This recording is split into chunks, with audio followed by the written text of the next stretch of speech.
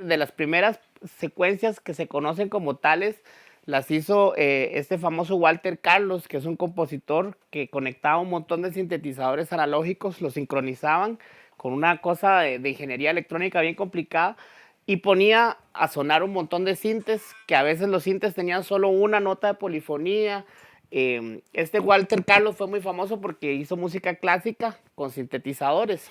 Con el pasar de los años y la revolución digital, nos hemos vuelto más vagos, nos hemos vuelto más perezosos y también más ahorrativos. O sea, la idea antes era grabar con una gran orquesta de cuerdas, pero cuando aparecieron los sintes digitales y los samplers, donde yo grababa digitalmente la muestra de cada instrumentista, me ahorraba tener que contratar un montón de músicos y lo hacía yo todo en mi casa. Por supuesto que jamás va a sonar igual, por más buen sampler, por más buen todo, jamás se va a comparar lo real a lo emulado o a lo sampleado. Sin embargo, es una herramienta muy práctica. Entonces, lo que quiero explicarles con esto no es de estar a favor o en contra. Realmente, si yo no tengo la posibilidad de tener una orquesta de cuerdas o de tener un grupo de percusión grandísimo, puedo utilizar samples, puedo utilizar loops y puedo utilizar estas herramientas que me van a servir para poder hacer una buena guía, una maqueta, etcétera. Pero lo interesante es que la idea de las secuencias y de los sintetizadores siempre fue buscar sonidos nuevos. Aquí les pongo un ejemplito rapidito.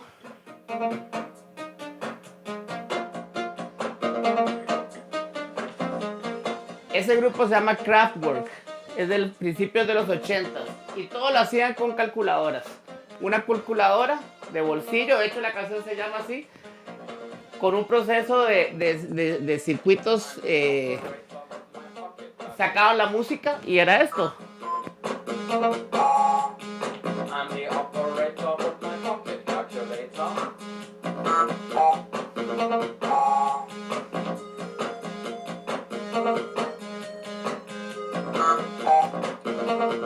Si se dan cuenta, los sonidos no son sonidos convencionales. No tenemos ahí un sonido de batería. Es un sonido diferente. Esta es una presentación de ellos en vivo del 80.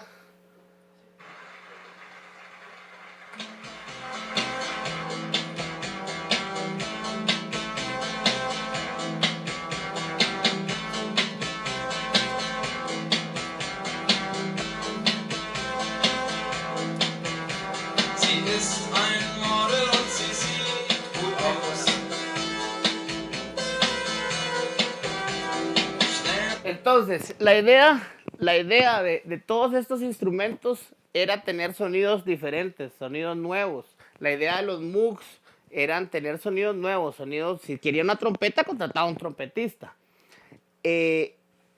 A partir de toda esa época se empezó a utilizar secuencia. ¿Qué es una secuencia? Una secuencia es una programación de MIDI, digamos, donde yo puedo tener instrumentos y puedo tener patrones rítmicos. La secuencia, primordialmente era para generar sonidos nuevos, después tuvo aplicaciones más de doblar instrumentos, como decía Pedro, de poder reemplazar algunas cosas, reemplazar otras, y éramos limitados por 16 canales MIDI, que el MIDI, que es el lenguaje de los sintetizadores, solo llegaba hasta 16 canales.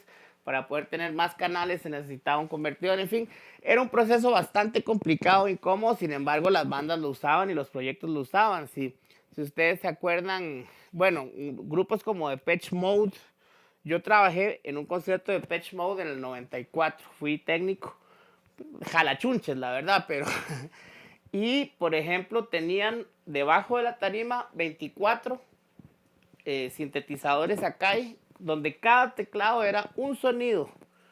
Entonces tenían que tener un montón de aparatos sincronizando y logrando hacer que se querían el sonido del teclado 23. Entonces se disparaba un control que disparaba para que este tecladista usara ese sonido, pero si después venía el solo y necesitaba el sonido del 2, apachaba otro botón y se brincaba al 2. Eso implicaba tener 48 líneas, porque son teclados estéreo, solo para un tecladista. Porque eran 24 sintes más o menos por cada tecladista y eran 3. Todo esto mezclado a una consola análoga no digital. Y de ahí, si un cable fallaba o un programa iba, se iba todo al pepino. Era un dolor. Tardamos 2 días en el montaje solo para que sonaran los teclados. Ahora, Alan Wilder, desde Depeche Mode, dice que todo lo hace con una laptop, inclusive con un iPad. Una cosa es trabajar con una computadora y otra cosa es trabajar con un aparato de hardware. Por ejemplo, este aparato, que es como un Groovebox, tiene sus sonidos propios, internos, tiene una salida de audio y yo puedo con este aparato programar y tener mis secuencias aquí. Este otro no tiene sonidos, tiene un cable USB y simplemente lo que hace es controlar la computadora, a manera que si estoy tocando en vivo, activo y desactivo lo que quiero que suene. Si quiero disparar un sample. Miseria. Ese es el que uso por el grupo, por ejemplo. Estas dos cosas son dos aparatos totalmente diferentes. Existen dos tipos de secuencias: secuencias lineales y secuencias en loop. La secuencia lineal es cuando tenemos una canción y vamos a hacer una programación. Entonces queremos que en la introducción entre tal efectito, después viene el coro, entonces como una canción normal, se toca de principio a fin. Esto primero requiere que los músicos con los que esté trabajando, si estoy trabajando en una banda, se sepan las canciones y todos, porque en el momento en que alguien se pierde un compás, se va todo al pepino. Y eso es un riesgo serio. Serio porque implica mucha concentración, es igual, aquí que tenemos al maestro Hecho, cuando un músico va leyendo un papel y se brinca un compás y de repente se empieza todo a desfasar. Pero eso con tocando a alguien en vivo, imagínense con la programación. También en esto hay que estar muy conscientes de saber dónde está en el display del programa que yo tenga, los compases donde voy, o marcar simplemente, digamos, si yo quiero marcar a lo largo de vamos a poner una lineal. Por ejemplo, si yo tengo una secuencia,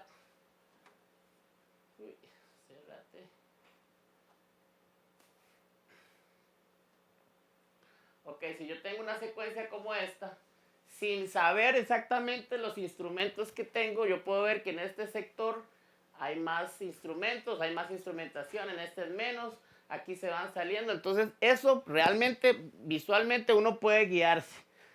Si se pierde, lo ideal es que no se pierda. Entonces, la secuencia lineal es cuando tenemos una de principio a fin, y la secuencia en loop es cuando tenemos un patrón, una serie de compases que se repiten y se repiten, y que yo los puedo hacer que crezcan o disminuyan el arreglo de acuerdo a mis posibilidades. Les pongo el ejemplo muy claro. Yo trabajo con un grupo popular, de música popular, que se llama La Miseria, Los Miseria Cumbia Band, y lo que hacemos simplemente es, lo que yo hago es tener aquí asignado algunos loops y algunos samplings. Entonces, si yo quiero un ritmo de cumbia, está aquí. Si yo necesito que esto tenga coro y tenga un güiro, ya ahí se siente más. Si quiero que la gente empiece a aplaudir, tiro claps. Si de repente quiero que todos se queden callados cantando el coro, quito todo, pero dejo un bombo para que no se pierda. Esto son 8 compases que se repiten y se repiten hasta que la muerte nos separe. Ahí se va todo. Y si me da la opción que si alguien se equivoca, caemos después. Me ha pasado inclusive que de repente, por alguna cosa de audio o de monitoreo, de repente alguien se corre 2 tiempos. Con 2 tiempos no hay problema, van a caer en el 3 y en el 4 del beat y no se siente como si se perdieran totalmente. Me permite cambiar de estilos. Si quiero ir a reggaetón,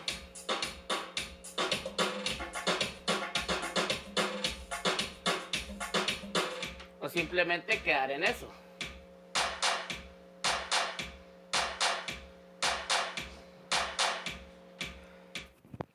No hay que complicarse con llenar demasiado, si no te lo pide el arreglo. Si el arreglo sí me pide una cosa complicada, bueno, tiro un montón de loops.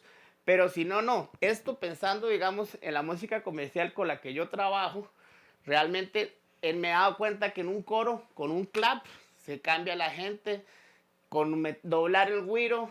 Es más, nos ha pasado detalles como estos. Cuando tocamos en bodas, es típico que la gente se sube a bailar y agarran la percusión y le quitan el güiro al cantante y agarran la conga.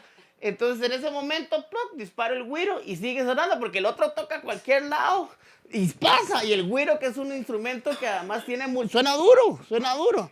Y si nunca falta un bolo en las congas, entonces yo disparo las congas y la gente feliz. El sonidista hasta le puede bajar a las congas si quiere.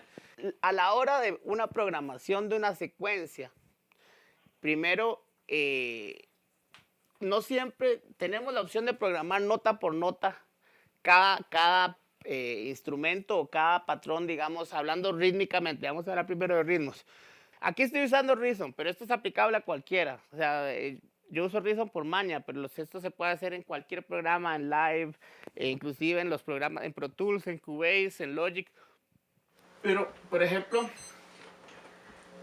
a la hora de programar, yo aquí tengo la opción de estos, es un compás de 4 tiempos, en el cual tengo 16 semicorcheas, pero tengo, si yo quiero una negra, cada negra, ¿verdad? Si quiero corcheas, uy, uy, pero voy a hacer aquí para que lo vean. Por ejemplo, ahí están en corcheas. Si yo quiero semicorcheas,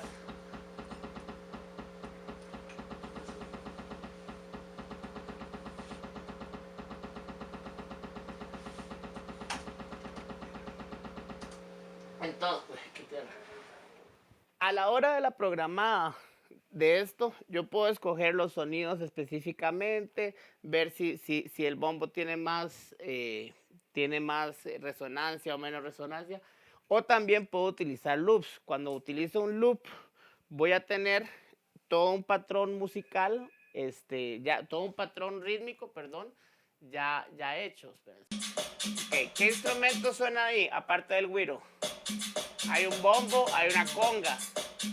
¿Qué pasa si el sonidista me pide que le baje la conga? No puedo hacerlo. Puedo bajarle frecuencialmente, quitarle agudo o subirle bajos, pero no puedo quitar la conga. Entonces, un problema con los loops o con las programaciones cuando las hacemos es que si hacemos todo junto, después ya no los podemos separar. ¿Qué sucede? Que a veces realmente necesitamos más presencia del bombo, más presencia de una cosa o de otra. Es muy común que uno agarra loops de estos que suenan súper bonitos y uno feliz y contento, pero en la praxis de repente está muy dura una cosa y muy suave otra y no se puede balancear. Hay que tener ese cuidado para poder justamente tratar cada uno. Por supuesto que la ventaja de un loop, al igual que una programación de estas, es que si le subo o le bajo el tempo, se va a mantener el mismo sonido. Yo puedo poner ese loop y yo puedo tocarlo en 80 o en 125 o en 145, que el patrón sigue. Eso es una ventaja del loop, al igual que una programación. Pero de igual manera, si voy muy lento, ¿qué pasa si bajo esta 65? Ya ahí se siente el trabón del loop. Entonces, es muy importante a la hora de pensar en utilizar loops o samplings o qué sé yo, saber qué margen tenemos de mover el tempo. Esto, sobre todo si queremos movilizar los tempos. ¿Qué sucede? Igual, esto es un tip que pasa en vivo. En vivo las bandas por lo general siempre tocan más rápido. Siempre, por lo general. Y es una cosa de adrenalina, es algo lógico. Entonces, en un loop uno puede solo cortar pedacitos y trabajar regiones o sectores. En una programación MIDI, uno sí puede trabajar diferente. Por ejemplo, este aparatito que tengo acá, que se llama Circuit, simplemente es una batería electrónica y que tiene dos Tiene 4 canales de batería y 2 canales de synth. Primero voy a buscar el sonido que quiero utilizar.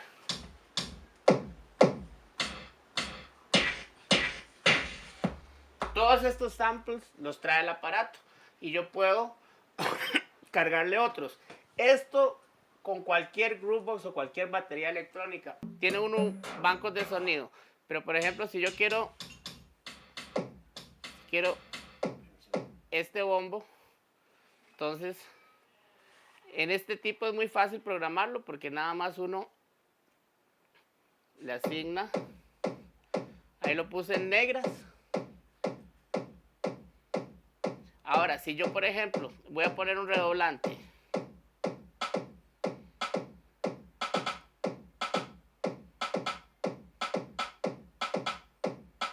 el sonido del redoblante lo tengo aquí, puedo cambiarlo.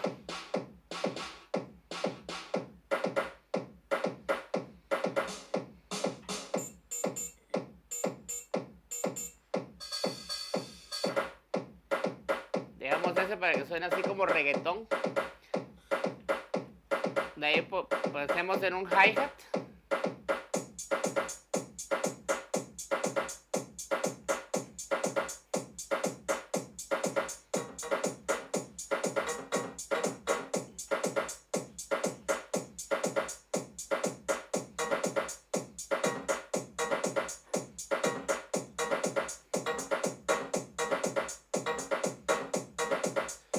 Ok, ahí hice una programación sencillita con 4 sonidos que estamos utilizando los que vienen.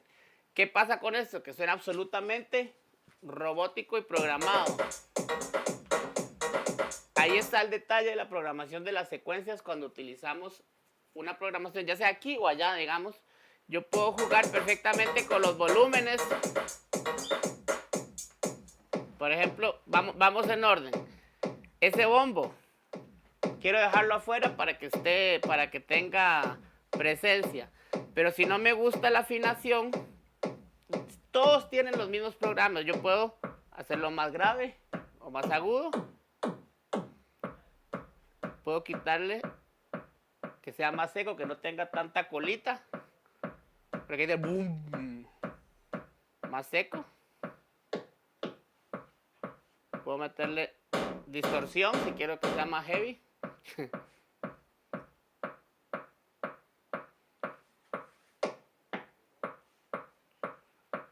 Entonces, en este ratito ya trabajamos el sonido específico del bombo. Si yo a la hora de tocar en vivo tengo un problema, simplemente acceso y puedo cambiar la afinación y los diferentes parámetros. Esto mismo se puede hacer en cualquier computadora y en cualquier teclado. O sea, en cualquier, software de computación, de computadora. De esa manera, por ejemplo, yo ya tengo el sonido bombo que digamos tal vez me gusta. Ahora voy al sonido del hi-hat. De igual manera yo puedo subir la afinación o más grave, más cortito.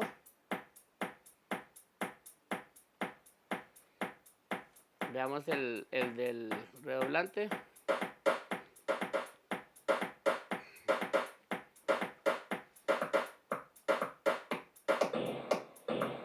Ahí le bajé la afinación al redoblante. Se la subí.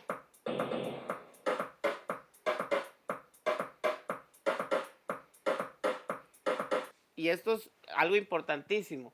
Nuestras secuencias van a sonar de una manera en nuestro estudio, en nuestros audífonos, pero en vivo es otra historia. Y es muy importante, sobre todo si tienen buena relación con el sonidista, que él los ayude a balancear sus secuencias. Un problema típico, pero típico, y eso viene desde que yo tocaba en los 90s. Los sonidistas siempre decían, los tecladistas, los sonidos siempre están desbalanceados. Y es cierto, yo desde que tuve mi primer teclado, unos sonidos y uno feliz y de repente entraban durísimos y no todas las personas se toman el tiempo de meterse el programa, bajarle el volumen y dejarle los sonidos balanceados. Como un sonido de guitarra, la guitarra distorsionada para un solo va a tener más ñeque porque tiene que sobresalir en ese pedazo, pero no es que todo tiene que sonar parejo. Entonces, a la hora de programar, pasa muchísimo, que uno suena riquísimo aquí en la casa de los audífonos, pero llega en vivo y suena todo diferente. Inclusive yo cambié todo mi sistema, que ahorita vamos a hablar también de cómo amplificar los sistemas. Cambié todo mi sistema para poder tener por separado todo y que no sonara. Eso es una cosa, por ejemplo, yo antes utilizaba todo desde la compu y todo salía de la compu, sonidos de teclado, sonidos de todo, todo, todo, todo. Es una belleza y es una maravilla porque uno todo lo tiene aquí. Pero si todo sale en un L y R y de repente se le quiere ecualizar un pianito de una manera y el bombo de otra y las frecuencias de tal cosa en otras, no se puede hacer porque está todo junto. Entonces, esto de trabajarlo independiente, de que uno pueda editar cada cosa independiente, es muy práctico. Porque igual, por ejemplo, en una prueba de sonido, uno deja solo el bombo y va viendo el volumen, lo va balanceando, lo va viendo si suena muy gordo, si suena muy delgado.